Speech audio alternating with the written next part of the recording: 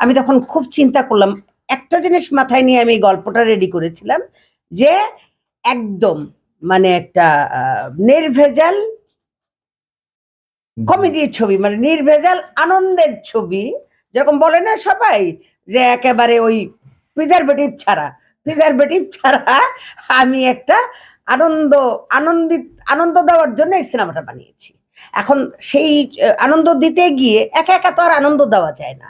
আনন্দ দিতে গিয়ে আমার মনে হয়েছে ওকে দরকার, আবার মনে হলো ওকে দরকার, আবার মনে হলো একে দরকার, আবার মনে হলো ওকে দরকার, আবার মনে হলো ওকে দরকার।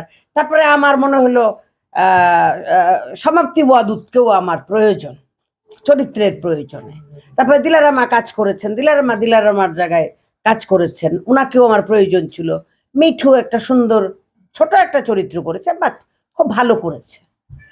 যারাই কাজ করেছেন আমার এইখানে, আমার দৃষ্টিভঙ্গিতে, আমার এতদিনের অভিজ্ঞতা, আমি খুবই ছোট একটা মানুষ। আমি আমার প্রযোজনা সংস্থা থেকে এটা মানে সেলফ প্রোডাকশন হিসাবে এটা আমার 9 নম্বর সিনেমা। তো সেই কারণে মনে করেন যে আমি হুমায়ুন স্যারের সঙ্গে কাজ করেছি, এদেশের অনেক গুণীজনদের সংস্পর্শে আমি গিয়েছি কাজের ক্ষেত্রে। তো তাদের থেকে যেই অভিজ্ঞতাটা অর্জন করেছি, আমি খালি শুধু দেখি হুমায়ুন স্যার যেইভাবে ধরেন সিনেমা বা নাটক বানায়, আমরা কিন্তু খুব সিরিয়াসলি অ্যাক্টিং করি, বাট পাবলিক ওয়াজ লাফিং দ্যাট টাইম।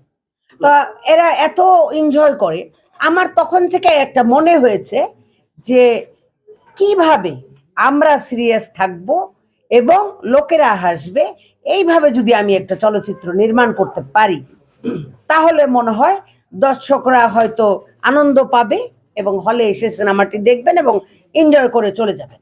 আমি শুধু বিনোদন দেওয়ার জন্য এই ছবিটি নির্মাণ করেছি।